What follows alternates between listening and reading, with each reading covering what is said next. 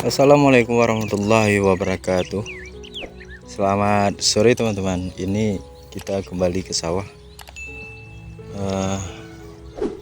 Jadi sore ini kita agendakan untuk penyepraian ya teman-teman. Ini penyepraian. Ini kita sudah siapkan semprotannya dengan ini amunisinya. Di sana sawahnya. Ini kita rencananya spray fokusnya di insektisida untuk mencegah beluk di masa-masa keluarnya malai. Nanti jangan sampai malainya itu putih ya, kopong gitu. Jadi antisipasinya sekarang, jangan pas nanti sudah kena. Kalau sudah kena itu kan nggak bisa diperbaiki lagi ya teman-teman. Kita cuman bisa antisipasi. Jadi antisipasinya di umur berapa? Jadi antisipasinya pas padi bunting. Ini sudah mulai bunting ya. Padinya ini sekarang umur 48 hari. Itu fase-fase awal bunting muda ya teman-teman. Jadi sangat diperlukan antisipasi untuk mengendalikan hama kaper atau kupu-kupu putih itu ya. Jadi kupu-kupu putih itu akan menitipkan telurnya di daun-daun padi. Kemudian telurnya itu menjadi ulat dan akan menggerogoti batang-batang padi yang bunting. Seperti ini ya teman-teman. Ini batang-batang padi yang bunting ini, yang udah bulat-bulat, gini. Kalau digerogoti sama ulat kaper yang tadi, atau yang sering disebut ulat penggerek batang, itu nanti pas munculnya malai, karena pertengahan batangnya itu sudah putus digerogoti ulat, makanya jebulnya itu putih karena suplai nutrisi itu terputus. Nah, kalau sudah begitu kita nggak bisa perbaiki. Yang bisa kita lakukan hanyalah mencegah jangan sampai hal itu terjadi pada tanaman padi kita. Jadi apa saja yang kita butuhkan sebagai racun untuk mengatasi ulat ini ataupun antisipasinya, kita pakai ini ya teman-teman. Kita pakai ini.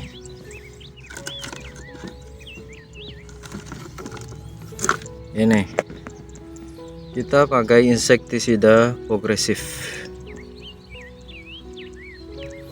Awalnya sih saya mau pakai Frevaton ya teman-teman, karena dari dulu sampai sekarang itu Frevaton itu kan dipercaya ampuh ya, masih sangat ampuh untuk mengendalikan hama penggerek batang dan juga kupu kaper ataupun ulat-ulatan yang lainnya. Jadi saking terkenalnya Frevaton ini agak susah ya kita membedakannya yang mana Frevaton yang asli, karena sekarang banyak Frevaton itu banyak yang tiruan. Kita nggak tahu efikasinya itu baik, ampuh nggak untuk hama yang tujuan kita spraykan itu. Jadi kemarin ya teman-teman, saya mencari Frevaton di toko pertanian di daerah saya. Saya menanyakan kepada penjualnya, "Pak, ada Frevaton nggak? Ada insek Frevaton nggak?" "Oh ada, ini," katanya. "Yang ukuran berapa?" "250," saya bilang. Ini 250 mili, harganya 130. pas saya lihat itu Prevaton, biasanya di sini tuh ada label ya teman-teman, antara tutup ini sama botol ini ada label peta. Itu biasanya labelnya itu berhologram ya teman-teman. Kalau kita miring-miringkan gini, hologramnya itu mengkilap ya. Ini nggak ada. Jadi salah satu indikasi kalau Prevaton itu bukan yang ori. Kemudian ininya pun sudah agak terlepas ya, apa namanya, Prevatonnya itu saya lihat segelnya itu sudah agak terlepas sedikit ya. Jadi saya ragu. Kemudian saya lihat di sini ya teman-teman, ini tanggal kadaluarsa. Nah ini kan 2030 ya. Kalau yang saya tanya di toko pertanian itu tanggal kadaluarsanya udah lewat, Januari 2025. Sekarang aja udah bulan Juli 2025. Jadi walaupun bapak itu yang jual katanya ini nih bagus Prevaton ini padi saya yang dulu musim belakang pakai Prevaton. Nah, ini memang memang covernya banyak, cuman nggak ada yang jebol putih, nggak ada yang belu. Bagus nih, beli ini aja katanya. Jadi sedangkan pertimbangan saya itu tanggal kadaluarsa itu udah kadaluarsa. Kemudian ininya tadi hologramnya itu ciri-ciri dari insektisida Prevaton yang tidak ori, makanya saya nggak jadi ambil.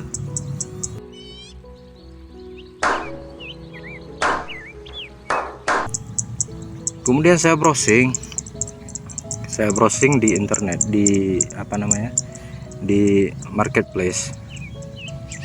Jadi saya cari produk yang bahan aktifnya itu Chlorantraniliprol, sama seperti Prevaton. Jadi jatuhlah pilihan saya kepada Progressive 50 SC ini. Nah itulah pentingnya teman-teman ya, pentingnya kita mengetahui bahan aktif. Jika suatu produk itu sudah terkenal, sudah terlalu terkenal, itu rawan pemalsuan ya teman-teman. Jadi sebaiknya kalau kita ragu-ragu, kita cari produk yang lain itu sedangkan bahan aktifnya itu sama ya teman-teman. Contohnya ini ya, ini Chlorantraniliprol 500 G/L. Salah. Kadar Chlorantraniliprol ini sama seperti Prevaton ya teman-teman. Ini kenapa saya masih percayakan insek dengan bahan aktif Chlorantraniliprol ini ke tanaman padi saya. Ini tanaman padinya memang selama pakai Prevaton dulu memang nggak ada yang jebol putih ya teman-teman. Sedangkan yang nggak ada itu yang nggak pakai Prevaton ataupun yang pakai apa namanya, yang bahan aktifnya di Mehipu spontan ataupun take over ataupun yang lain, itu ada aja yang jebol putih. Sedangkan yang pakai Prevaton itu jarang saya lihat yang pakai yang jebol putih, yang beluk. Jadi saya masih percayakan ini ya, bahan aktif ini. Memang bahan aktif ini tuh memang termasuk dari bahan aktif yang kelas menengah ya teman-teman. Kenapa saya bilang kelas menengah? Soalnya yang di bawah ini itu banyak, ada di Mehipo ataupun yang lain-lainnya tadi. Sedangkan yang di atas ini pun banyak ya teman-teman. Ada ini, ada apa namanya, ada NCPU. NCPU kalau 100 mili itu bisa harganya udah mahal ya teman-teman. 100 mili itu 180-an ribu gitu. Kemudian ada Prevaton Pro juga masih tergolong mahal ya teman-teman. Kemudian ada yang levelnya lebih tinggi lagi, itu namanya apa namanya, Pexalon. Pexalon itu yang 100 mili aja harganya udah 240-an lebih, bahkan ada yang 260-an ribu lebih 100 mili. Memang residunya tinggi, tingkat perlindungannya juga lama ya teman-teman kalau yang obat yang mahal. Jadi kembali yang tadi ya, sesuai budget, sesuai kantong, sesuaikan aja semuanya supaya kita bertani ini nggak ada beban ya teman-teman. Bagaimana caranya kita perawatannya itu maksimal dengan biaya yang minim ya teman-teman. Syukur-syukur kita bisa beli yang insek yang kelas menengah. Kemudian untuk menunjang ya, untuk menunjang ini insektisida yang progresif ini, saya tuh tetap pakai ini ya teman-teman, Dangki. Ini Dangki 40 WP. Ini untuk racun ulat-ulat tani ini ya, sama kayak ini ya, insektisida Chlorantraniliprol ini. Jadi itu saya pakai 1,5 sendok 1 sendok makan setengah Dangki itu. Kemudian walaupun Dangki itu dilarang ya sebenarnya, bukan diperuntukkan untuk padi, cuma kalau untuk sekali-kali bolehlah, asalkan kita pakai bahan metomil. Itu kan metomil kan, itu bahan aktifnya. Metomil itu memang dilarang, tapi kalau untuk sekali-kali bolehlah. Lagi pula jangan kita pakai pas nanti padinya udah merunduk ya, takutnya nanti residu yang tertinggal itu bisa menjadi bahan aktif yang berbahaya bagi pengkonsumsi padi nantinya. Kemudian saya pakai ini ya teman-teman sebagai campurannya, Forsil. Ini Forsil ini bahan aktifnya silika 20%, seng 0,25. Ini saya kenapa pakai ini, jadi nantinya padi ini setelah proses primordia ini selesai, kemudian hampir keluarnya malai, kita akan menyeprai lagi menggunakan MKP, Gandasil D gitu kan. Pokoknya yang bahan-bahan aktif yang unsur hara kaliumnya tinggi ya teman-teman, itu untuk merangsang pembuahan dan pembungaan gitu. Jadi takutnya itu kalau bulirnya membludak, bulirnya berat itu kan, bernas, itu batang padinya nggak sanggup untuk menopang gitu ya teman-teman, nggak sanggup untuk menopang bulir yang berat, kemudian batang padi ini mudah roboh ya teman-teman. Makanya kita pakai Forsil ini yang kandungan silikanya ini 20%. Jadi silika ini diyakini untuk memperkuat ataupun memperkokoh batang padi ya teman-teman. Makanya saya pakai ini Forsil. Oke. Jadi 3 bahan aktif ini ya teman-teman. Kalau ada perekat pun boleh juga dicampurkan perekat untuk antisipasi kalau ada hujan. Kalau misalnya perekat yang kalian mau buat itu tujuannya untuk merekatkan ini si Chlorantraniliprol ini, itu sama aja sih sebenarnya teman-teman, karena bahan aktif Chlorantraniliprol itu kan sifatnya itu translaminar ya, yaitu nggak lama setelah kita spray itu akan meresap ke jaringan-jaringan sel tanaman padi. Jadi kalau tidak ada kalau tidak ada perekat pun dia akan tetap dalam jalur cara kerjanya sistemik itu ya teman-teman. Ini dosis untuk padi 2 mili per liter air. Tadi sama ya teman-teman, sama seperti progresif ini ya teman-teman, 32 mili per tangki 16 liter. Sedangkan dangke kita pakai 1,5 sendok makan. Oh ya, saya tadi hampir lupa, ini kita juga pakai untuk tangki. Saya nyepraynya 3 tangki ya teman-teman. Untuk tangki pertama itu saya pakai Gibgrow ya teman-teman. Kenapa saya pakai Gibgrow ini untuk tangki pertama? Karena tangki pertama ini saya nyepraynya nggak rata ya teman-teman. Jadi pas di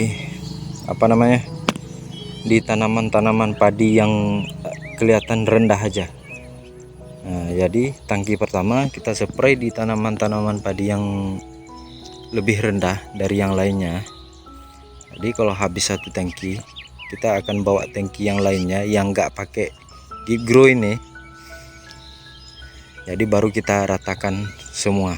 Nah, jadi kenapa saya pakai ini Gibgrow? Gibgrow ini kan zat ini ya, ZPT, zat pengatur tumbuh, itu untuk merangsang pertumbuhan supaya ketertinggalan itu dapat kita pangkas ya. Jadi yang rendah-rendah itu bisa tinggi. Nah, sekian ya teman-teman. Kalau misalnya video ini bermanfaat ataupun dapat mengedukasi ataupun menghibur bagi teman-teman, jangan lupa like ya. Jadi saya sangat mengharapkan support dari teman-teman agar informasi ini dapat berjalan lancar-lancar sampai video-video berikutnya. Oke, saya akan mulai menyepray dulu ya teman-teman. Assalamualaikum